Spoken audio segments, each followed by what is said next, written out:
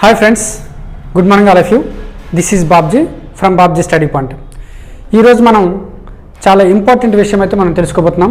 అదేంటంటే మనకి రైల్వే ఎగ్జామ్లో చాలా కీలకమైన సబ్జెక్టుగా మనకి జనరల్ అవేర్నెస్ అనేది ఉంది. అది మనకి ఇంచుమించుగా ఒక 40 మార్కుల వరకు ఉంది. సో దానికోసం మీకు ఒక వీడియో చేస్తున్నాను. ఆల్రెడీ ఇంతకుముందు మీకు చెప్పాను. దాంట్లో 40 మార్క్స్కి 40 మార్క్స్ ఎలా తెచ్చుకోవాలి అనే దాని మీద మీకు ఒక వివరణ ఇస్తానని చెప్పాను. కంప్లీట్గా జనరల్ అవేర్నెస్ అనేది చూసి చాలామంది భయపడుతున్నారు. ఎంత చదవాలి, ఏం చదవాలి, ఏది చదివితే బాగుంటుంది అని చాలామంది భయపడుతున్నారు. సో అటువంటి భయాలన్నీ తొలగించడం కోసమే నేనైతే ఈ వీడియో మీకు చేయిస్తున్నాను. సో ఇందులో మీరు ఏం తెలుసుకుంటారంటే కంప్లీట్గా తక్కువ టైంలో ఈ 40కి 40 మార్క్స్ ఏ విధంగా తెచ్చుకున్నది కంప్లీట్గా దాని టార్గెట్లో ఈ వీడియో ఉంటుంది. కాబట్టి జాగ్రత్తగా మీరు దీన్ని యూటిలైజ్ చేసుకోండి. దీంతో పాటుగా మీకు త్వరలో ఈ కరెంట్ అఫైర్స్ జీకే వీడియోస్ రైల్వేకి ఎస్ఎస్సికి యూజ్ అయ్యేటట్టు మీకు నేను చేయబోతున్నాను. కాబట్టి దీన్ని మీరు ముందుకు తీసుకెళ్ళాలనేది నా ఉద్దేశం. ఓకేనా ఫ్రెండ్స్, మరి ఇంక లేట్ ఎందుకు వీడియోలోకి వెళ్దామా? Let's go to the video.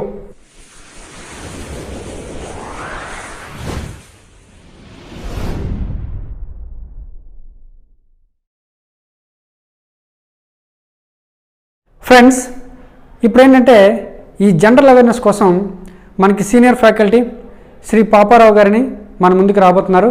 ఈ కాంపిటేటివ్లో చాలా అనుభవం ఉంది. సో ఇప్పుడు మనం జనరల్ అవేర్నెస్ అనేటువంటి డిస్కస్ చేద్దాం. సో జనరల్ అవేర్నెస్ అనేటువంటి ఒకసారి మీరు అబ్జర్వ్ చేసుకుంటూ పోతే ఈ జనరల్ అవేర్నెస్ అనేటువంటిది ఎన్టీపీసీ సిలబస్ ప్రకారం 5 సెగ్మెంట్గా మనం విడదీయొచ్చండి. ఈ 5 సెగ్మెంట్స్లో ఫస్ట్ సెగ్మెంట్ ఏంటంటే general knowledge. General knowledge, polity, history, economy, geography. So general knowledge అనేటువంటిది పర్టికులర్గా ఇది అని చెప్పి చెప్పడానికి ఏం లేదండి. ఎందుకంటే జనరల్ నాలెడ్జ్ అనేటువంటిది జనరల్ నాలెడ్జ్ బిట్ అనేటువంటిది పాలిటిక్స్ సంబంధించింది అవ్వచ్చు, హిస్టరీకి సంబంధించింది అవ్వచ్చు, లేదు ఎకానమీకి కానీ, లేదు జాగ్రఫీకి సంబంధించింది అవ్వచ్చు. సో జీకే అనేటువంటిది లేదు అంటే ఈ జీకే అనేటువంటిది కరెంట్ అఫైర్స్ లింకప్ అవ్వచ్చు. సో జీకే అనేటువంటిది పర్టికులర్గా ఇదేం చెప్పడానికి లేదండి. సో జీకే అంటే ఫర్ ఎగ్జాంపుల్ ఇప్పుడు రీసెంట్గా మనకి యునైటెడ్ నేషన్స్ తీసుకోండి. యునైటెడ్ నేషన్స్లో మనకి భారతదేశానికి రీసెంట్గా ఈ భద్రతా మండలిలో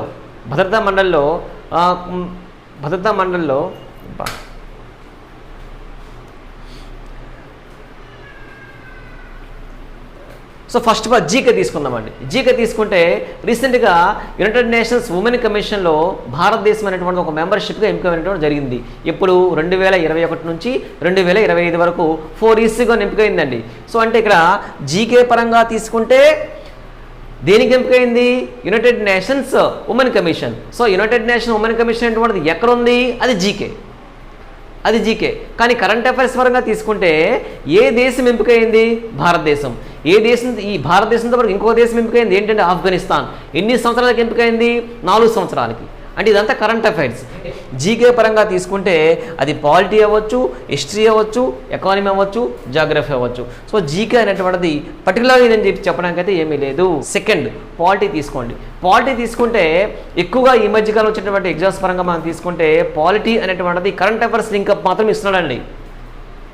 కరెంట్ అఫైర్స్ లింకప్ మాత్రం ఇవ్వడం అనేటువంటి జరుగుతుంది. ఫర్ ఎగ్జాంపుల్ రీసెంట్గా తీసుకుంటే ఇప్పుడు జమ్మూ అండ్ కాశ్మీర్ యొక్క ఆర్టికల్ ఏదండి 370 ఆర్టికల్. ఆ 370 ఆర్టికల్ అనేటువంటిది రీసెంట్గా రిమూవ్ అనేటువంటి చేయడం జరిగింది. ఆ రిమూవ్ చేసినటువంటి ఆ ఆర్టికల్ 370 అనేటువంటిది యాక్చువల్గా మనకి ఏంటండి జమ్మూ అండ్ కాశ్మీర్ యొక్క ఏంటండి సపరేషన్ ఆఫ్ ఇండియా నుంచి సపరేట్ అయ్యేటువంటి ఆర్టికల్ ఏదైతే ఉందో అది 370 ఆర్టికల్. అది స్టాకు. కానీ రీసెంట్గా రిమూవ్ చేయడం అనేటువంటిది అది కరెంట్ అఫైర్స్. సో ఎవరు రిమూవ్ చేశారు? అమిత్ షా ఎవరు? Home minister. అంటే ప్రస్తుతం హోమ్ మినిస్టర్ ఎవరండి? అమిత్ షా. అది current affairs. So politic link up లేదు. రీసెంట్గా ఎలక్షన్ కమిషన్ ఆఫ్ అనేటువంటిది మారడం జరిగింది. ఎవరు రీసెంట్గా కొత్తగా ఒక ఎలక్షన్ కమిషనర్ వచ్చారు. ఎవరండి? రాజీవ్ కుమార్ ఎవరు? ఇంతకుముందు ఫైనాన్స్ సెక్రటరీగా ఆర్థిక కార్యదర్శిగా పనిచేయడం జరిగింది. ఆయన ఎవరి ప్లేస్లో వచ్చారు? అశోక్ లవాసా ప్లేస్లో వచ్చారు. ఎలక్షన్ కమిషన్ అనేటువంటిది ఆర్టికల్ ఎన్నోది? 324. సో 324 అనేటువంటిది స్టాక్ కింద వస్తుంది. ఎవరు ఎంపికయ్యారు? రాజీవ్ కుమార్. దేనికి ఎంపికయ్యారు? ఎలక్షన్ కమిషనర్గా ఎంపికయ్యారు. సో ఇది ఏంటండి? ఇది కరెంట్ అఫైర్స్. సో ఈ పాలిటీ అనేటువంటిది ఎక్కువగా ఈ మధ్య కాలంలో కరెంట్ అఫైర్స్ పరంగా రావడం అనేటువంటి జరుగుతుంది. సో కరెంట్ అఫైర్స్ లింకప్ ఎక్కువగా మనం ఈ పాలిటీ అనేటువంటి చూసుకుంటే ఎక్కువగా మార్క్స్ అనేటువంటి రావడానికి అవకాశం ఉంటుంది. నెక్స్ట్ హిస్టరీ తీసుకుంటే హిస్టరీ పరంగా మనకి ఇందులో లింకప్ ఏంటంటే మనకి కరెంట్ అఫైర్స్ పరంగా ఇండియన్ కల్చర్ లేదా ఇండియన్ ఆర్ట్స్ అంటే కళలు మరియు సంస్కృతి అని చెప్పేసి మనం చెప్పుకోవచ్చు. సో కళలు మరియు సంస్కృతి అంటే హిస్టరీ పరంగా తీసుకుంటే కళలు తీసుకుంటే డ్యాన్సెస్ అవ్వచ్చు, లేదు ఫర్ ఎగ్జాంపుల్ లిటరేచర్ అవ్వచ్చు. హిస్టరీ అనేటువంటిది ఇది స్టాక్ పరంగా కావచ్చు, లేదు కరెంట్ అఫైర్స్ పరంగా ప్రిపేర్ అవ్వచ్చు. కరెంట్ అఫైర్స్ పరంగా తీసుకుంటే దీంట్లో ఇండియన్ కల్చర్ మరియు ఆర్ట్స్ అనేటువంటిది యాడ్ అవుతుందండి. ఇండియన్ కల్చర్ మరియు ఆర్ట్స్ అంటే ఫర్ ఎగ్జాంపుల్ తీసుకుందాం, ఇప్పుడు భారతదేశం యొక్క పార్లమెంట్ తీసుకోండి. భారతదేశం యొక్క పార్లమెంటు కొత్త భవనాన్ని నిర్మిస్తున్నారు. సో కొత్త భవనాన్ని నిర్మించడం కొరకు బిడ్డింగ్ అనేటువంటిది వేయడం జరిగింది. ఆ బిడ్డింగ్లో ఎవరు వచ్చారు అంటే టాటా గ్రూప్ అనేటువంటిది తక్కువ కాస్ట్కి ఈ వేరొక అంటే మన భారతదేశం యొక్క వేరొక పార్లమెంట్ బిల్డింగ్ని కన్స్ట్రక్షన్ చేయడానికి బిడ్డింగ్లో పార్టిసిపేట్ చేసి ఆ బిడ్డింగ్ అనేటువంటిది పొందడం జరిగింది. అది ఎవరు అంటే టాటా గ్రూప్ అండి. సో అంటే నేను ఎందుకు చెప్పానంటే ఇండియన్ కల్చర్ అంటే దీంట్లో ఇండియన్ కల్చర్లోకి ఏమొస్తుందంటే స్కల్ప్చర్ లేదా ఆర్కిటెక్చర్ అంటే కట్టడాలు ఓకే. ఆర్కిటెక్చర్ అంటే కట్టడాలు. సో ఈ కట్టడాలు అనేటువంటి హిస్టరీ కింద వస్తుందండి. అట్ ది సేమ్ టైం ఇంతకుముందు ఎగ్జామ్స్లో హిస్టరీ నుంచి ఓన్లీ మోడర్న్ హిస్టరీ అనేటువంటిది ఎక్కువ క్వశ్చన్స్ అనేటువంటి అడగడం జరుగుతుంది.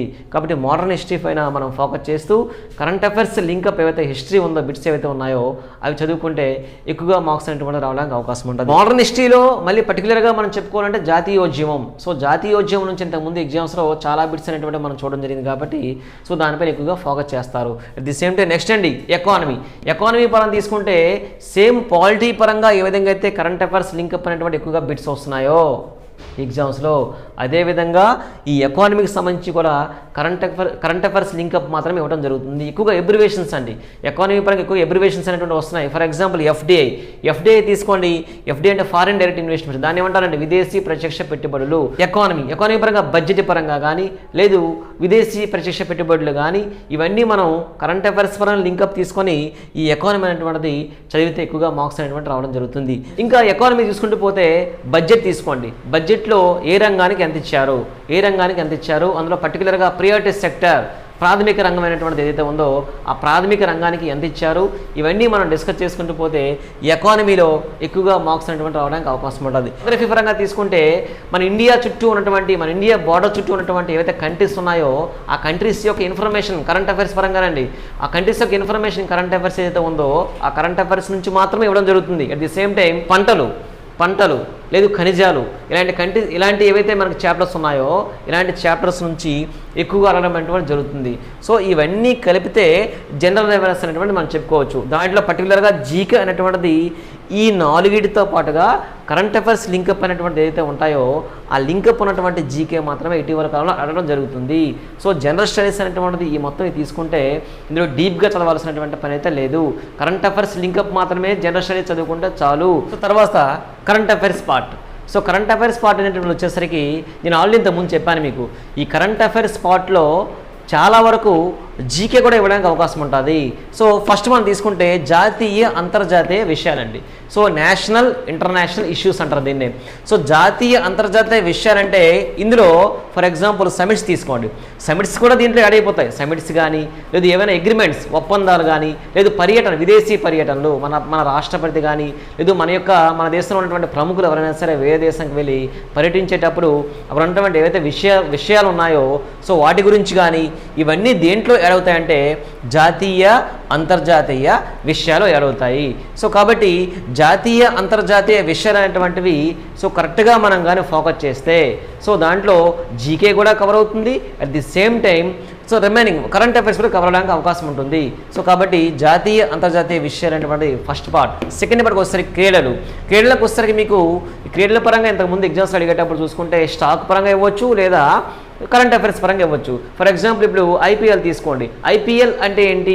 Indian Premier League. ఇది స్టాక్ అవుద్ది, జీకే అవుతుంది. లేదు ఐపీఎల్ అనేటువంటి రీసెంట్గా ఇది ఎన్నో ఐపీఎల్ లేదు ఈ ఐపీఎల్ అనేటువంటిది ఎక్కడ జరుగుతుంది లేదు ఈ ఐపీఎల్ ఉన్నటువంటి మొత్తం టీములన్నీ లేదు ఇప్పుడు ఉన్నటువంటి రీసెంట్ ఇష్యూ ఏంటంటే ఈ ఐపీఎల్ అనేటువంటి ఎవరు స్పాన్సర్ చేస్తున్నారు, ఇంతకుముందు స్పాన్సర్ చేసినటువంటి కంపెనీ ఏది, ఆ కంపెనీ ఏ దేశానికి చెందినది, ఇవన్నీ మనం ఒకసారి అబ్జర్వ్ చేసుకుంటూ వెళ్తే ఇదంతా స్టాక్ కింద వస్తుంది. ఐపీఎల్ అంటే ప్రజెంట్ ఎక్కడ జరుగుతుంది అనేటువంటిది కరెంట్ అఫైర్స్ పరంగా వస్తుంది. సో క్రీడలు అనేటువంటివి స్టాక్ పరంగా ఉండొచ్చు, కరెంట్ అఫైర్స్ పరంగా ఉండొచ్చు. సో క్రీడలు అనేటువంటిది ఈ మధ్యకాలంలో చూసుకుంటే ఎక్కువగా దీని నుంచి ఎక్కువగా క్వశ్చన్స్ వచ్చేటువంటి అవకాశం ఉంది కాబట్టి దీనిపైన ఎక్కువగా ఫోకస్ చేస్తారు. ఇంకా క్రీడల పరంగా చూసుకుంటే స్టాక్ పరంగా వెళ్తే ఫర్ ఎగ్జాంపుల్ ఏమైనా మంచి నేమ్స్ ఉన్నటువంటి స్టేడియంస్ ఉన్నాయనుకోండి, స్టేడియంస్ అనేటువంటి ఒక 4-5 ఆప్షన్లో ఇచ్చి ఈ స్టేడియం అనేటువంటిది ఫర్ ఎగ్జాంపుల్ ఏదో ఒక 3 స్టేడియంలు ఇచ్చి అది ఈ ఫుట్బాల్కి సంబంధించింది అవ్వచ్చా, ఫుట్బాల్కి సంబంధించింది అవ్వకపోవచ్చా, లేదు ఒక పర్సన్ పేరు ఇస్తారు, పర్సన్ పేరు ఇచ్చి ఈయన ఏ గేమ్కి సంబంధించినటువంటి పర్సన్ అని చెప్పి ఇవ్వచ్చు, లేదా ఒక టర్మ్ ఒక పదం ఇస్తారు, ఒక పదం ఇచ్చి ఏదో ఒక పదం ఇచ్చి ఆ పదం అనేటువంటిది ఏ స్పోర్ట్స్ సంబంధించింది అని అడగవచ్చు. ఇలాంటి క్వశ్చన్స్ అన్ని క్రీడలకు సంబంధించిన క్వశ్చన్స్గా చెప్పుకోవచ్చు. సో దీని మీద ఎక్కువగా మార్క్స్ అనేటువంటి వస్తున్నాయి కాబట్టి ఎక్కువగా ఫోకస్ చేస్తారు. ఒక నెక్స్ట్ అవార్డులకు వచ్చేసరికి ఎక్కువగా మనకు అనేటువంటి అవార్డులు ఏంటంటే నోబెల్ ప్రైజెస్ కానీ, లేదు సినిమా అవార్డ్స్ కానీ, లేదు సివిలియన్ అవార్డ్స్ కానీ, లేదు లిటరేచర్ అవార్డ్స్ కానీ, ఇలాంటి అవార్డ్స్ ఏవైతే ఉన్నాయో ఈ అవార్డ్స్ అనేటువంటి ఎక్కువగా రావడానికి అవకాశం ఉంటుంది. సో పర్టికులర్గా దాంట్లో రీసెంట్గా స్పోర్ట్స్ అవార్డు అనేటువంటి ఇవ్వడం జరిగింది కాబట్టి ఈ స్పోర్ట్స్ అవార్డ్స్ అనేటువంటి దీనికి సంబంధించి క్రీడలకు సంబంధించినటువంటి బిట్ అవ్వచ్చు, లేదా అవార్డులకు సంబంధించినటువంటి బిట్ అవ్వచ్చు. సో స్పోర్ట్స్ అవార్డు అనేటువంటిది important. At the same time cinema awards లేదా రీసెంట్గా నోబెల్ అవార్డ్స్ వచ్చాయి కాబట్టి ఆ నోబెల్ అవార్డ్స్ పైన కూడా ఫోకస్ చేస్తారు. సో నెక్స్ట్ ప్రముఖ వ్యక్తులు అంటే ఫర్ ఎగ్జాంపుల్ రీసెంట్గా అది ప్రముఖ వ్యక్తులు అనేటువంటిది ఏంటంటే మన ఇండియాకి సంబంధించింది అవ్వచ్చు, లేదా ప్రపంచానికి సంబంధించింది అవ్వచ్చు. ఎగ్జాంపుల్ రీసెంట్గా జపాన్ యొక్క ప్రైమ్ మినిస్టర్ మారిపోవడం జరిగింది. జపాన్ యొక్క ప్రైమ్ మినిస్టర్ ఇంతకుముందు ఉన్నటువంటి ప్రైమ్ మినిస్టర్ ఎవరైతే ఉన్నారో ఆయన అనారోగ్య కారణంగా పక్కకు తప్పుకొని ఇంకొక పర్సన్కి అవకాశం ఇవ్వడం జరిగింది. కొత్తగా నియమించినటువంటి జపాన్ యొక్క ప్రైమ్ మినిస్టర్ ఎవరు అని చెప్పి అనొచ్చు. సో ప్రముఖ వ్యక్తులు. లేదు రీసెంట్గా ఎస్పి బాలసుబ్రహ్మణ్యం చనిపోవడం జరిగింది. సో ఎస్పి బాలసుబ్రహ్మణ్యం అనేటువంటి వారు ఎవరు? సో అది ఒక ప్రముఖమైన వ్యక్తి కాబట్టి సో ఆయన కూడా బిట్ అడగవచ్చు. ఎస్తో పాటుగా music director, playback singer, dubbing artist, at the same time actor, at the same time producer, ఇన్ని రకాలుగా ఒక ప్రముఖ వ్యక్తి కాబట్టి రీసెంట్గా చనిపోవడం జరిగింది. సో అలాంటి ప్రముఖ వ్యక్తులు ఎవరైనా చనిపోయినా, లేదా ప్రముఖ వ్యక్తులు ఎవరైనా సరే ఏదైనా ఒక ఆర్గనైజేషన్ నియమించబడినా, లేదా ఒక ప్రముఖ వ్యక్తులు ఎవరైనా విదేశీ పర్యటనకి వెళ్ళినా, సో ఇలాంటి ఏవైతే క్వశ్చన్స్ ఉంటాయో ఈ క్వశ్చన్స్ అన్నీ ఈ ప్రముఖ వ్యక్తుల్లోకి రావడం అనేటువంటి జరుగుతుంది. సో రీసెంట్గా ఎగ్జామ్స్లో ఈ టైప్ ఆఫ్ క్వశ్చన్స్ కూడా రావడం అనేటువంటి జరుగుతుంది. నెక్స్ట్ కేంద్ర రాష్ట్ర ప్రభుత్వాల యొక్క పథకాలు. కేంద్ర రాష్ట్ర ప్రభుత్వాల యొక్క పథకాలు అంటే మీకు యాక్చువల్గా సెంట్రల్ గవర్నమెంట్ యొక్క ఇది సెంటిపీస్ అనేటువంటి సెంట్రల్ గవర్నమెంట్ యొక్క పేపర్ కాబట్టి రాష్ట్ర ప్రభుత్వాల యొక్క పథకాలు అనేటువంటి ఎవరు అని చెప్పేసి అనుకోవద్దు. ఎందుకంటే కొన్ని రాష్ట్రాల్లో సక్సెస్ అనేటువంటి ఏవైతే ప్రోగ్రామ్స్ ఉన్నాయో ఆ ప్రోగ్రామ్స్ అనేటువంటివి ఇవ్వడం అనేటువంటి జరుగుతుంది కాబట్టి సో కొన్ని అన్నీ కాకుండా ఈ ప్రోగ్రామ్స్ ఎలాంటివి రాష్ట్రాల్లో ఏవైతే సక్సెస్ అయినటువంటి ప్రోగ్రామ్స్ ఉంటాయో అలాంటి ప్రోగ్రామ్స్ అనేటువంటివి ఈ రాష్ట్ర ప్రోగ్రామ్స్ కూడా చదవడం జరుగుతుంది. కేంద్ర ప్రభుత్వం యొక్క పథకాలంటే అవి స్టాక్ అవ్వచ్చు, కరెంట్ అఫైర్స్ అవ్వచ్చు, రెండు గుర్తుపెట్టుకోవాలి. ఎందుకంటే కేంద్ర ప్రభుత్వం యొక్క ఏవైతే మనకి ప్రోగ్రామ్స్ ఉన్నాయో ఆ ప్రోగ్రామ్స్ అనేటువంటి చాలా ఇంపార్టెంట్ కాబట్టి దాని మీద ఫోకస్ చేస్తారు. ఎట్ ది సేమ్ టైం కేంద్ర ప్రభుత్వాల యొక్క ఏవైతే పథకాలు ఉన్నాయో దాని యొక్క ఎబ్రివేషన్స్ అండి, ప్రధానమంత్రి జన్ధన్ యోజన లేదా ఉదయ్, ఇలాంటి ఏవైతే ఎబ్రివేషన్స్ ఉన్నాయో ఇలాంటి ఎబ్రివేషన్స్ కూడా రీసెంట్గా అడుగుతున్నాయి కాబట్టి సో ఈ పథకాలపైన ఎక్కువగా ఫోకస్ చేస్తారు. అదేవిధంగా రీసెంట్గా ఏవైతే బడ్జెట్లో ఏదైతే మనకి ప్రవేశపెట్టారో కొన్ని ప్రోగ్రామ్స్ అనేటువంటి ప్రవేశపెట్టారో ఆ ప్రవేశపెట్టినటువంటి ప్రోగ్రామ్స్ అనేటువంటివి ఎక్కువ ఫోకస్ చేస్తారు. నెక్స్ట్ ఎబ్రివేషన్స్ అండి. ఎబ్రివేషన్స్ అనేటువంటి రీసెంట్ ఎగ్జామ్లో మనం తీసుకుంటే ఎక్కువగా కరెంట్ అఫైర్స్ పరంగా ఉన్నటువంటి ఎబ్రివేషన్స్ అనేటువంటి అడుగుతున్నాడు. ఎందుకంటే ఎకానమీ పరంగా కానీ లాస్ట్ టైం చెప్పాను మీకు ఎకానమీ పరంగా ఏవైతే ఎబ్రివేషన్స్ ఉన్నాయో ఫర్ ఎగ్జాంపుల్ నాబార్డ్ అని కానీ, లేకపోతే ఎస్బీఐ కానీ, లేకపోతే ఆర్బీఐ అంటే ఏంటి, లేకపోతే ఏడీబీ అంటే ఏంటి, లేకపోతే ఏఐబి అంటే ఏంటి, లేదా ఎన్డీబీ అంటే ఏంటి, ఇలాంటి ఏవైతే ఎబ్రివేషన్స్ ఉన్నాయో ఈ ఎబ్రివేషన్స్ అనేటువంటి ఎక్కువగా ఫోకస్ చేసుకోవాలి. ఇంకొక ఎకానమీ పైన ఉన్నటువంటి ఎబ్రివేషన్స్ ఏవైతే ఉన్నాయో ఫర్ ఎగ్జాంపుల్ ఎఫ్డిఐ అంటే ఏంటి, ఎఫ్ఐ అంటే ఏంటి, లేదు ఎఫ్ఏటిఎఫ్ అంటే ఏంటి, ఇలాంటి ఏవైతే ఎబ్రివేషన్స్ ఉన్నాయో ఈ ఎబ్రివేషన్స్ అనేటువంటి గుర్తుపెట్టుకోవాలి. నెక్స్ట్ పర్యావరణానికి సంబంధించినటువంటి బిట్లు అండి. ఈ పర్యావరణానికి సంబంధించినటువంటి బిట్లు ఏవైతే ఉన్నాయో ఇవి ఓన్లీ కరెంట్ అఫైర్స్ పరంగా మాత్రమే ఇవ్వడం అనేటువంటి జరుగుతుంది. స్టాక్ పరంగా అయితే ఈ మధ్యకాలంలో ఇవ్వడం లేదు. కాబట్టి ఈ పర్యావరణానికి సంబంధించినటువంటి ఏవైతే కరెంట్ అఫైర్స్ అనేటువంటి బిట్స్ ఉన్నాయో ఈ బిట్స్ మీద ఎక్కువగా ఫోకస్ చేస్తే చాలు.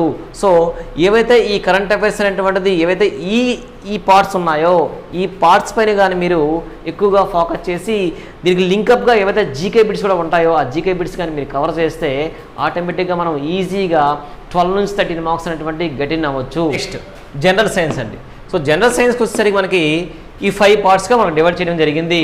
ఆ 5 పార్ట్స్లో కంప్యూటర్ యాప్టిట్యూడ్ అనేటువంటిది 2 to 3 మార్క్స్ అనేటువంటి రావడానికి అవకాశం ఉంటుంది. సో కంప్యూటర్ యాప్టిట్యూడ్ అనేటువంటిది చాలా ఈజీగా ఉంటుంది, ఎందుకంటే మీకు బేసిక్ ఇస్తారు కాబట్టి. ఎందుకంటే ఇన్పుట్ కానీ ఇన్పుట్ ఇన్స్ట్రుమెంట్స్ కానీ లేదా ఎంఎస్ ఆఫీస్ సంబంధించినటువంటి ఏవైతే బేసిక్ ఏవైతే క్వశ్చన్స్ ఉంటాయో ఆ క్వశ్చన్స్ ఈజీగా ఇస్తారు కాబట్టి ఇది పెద్ద ప్రాబ్లం అనేటువంటిది అనిపించదు.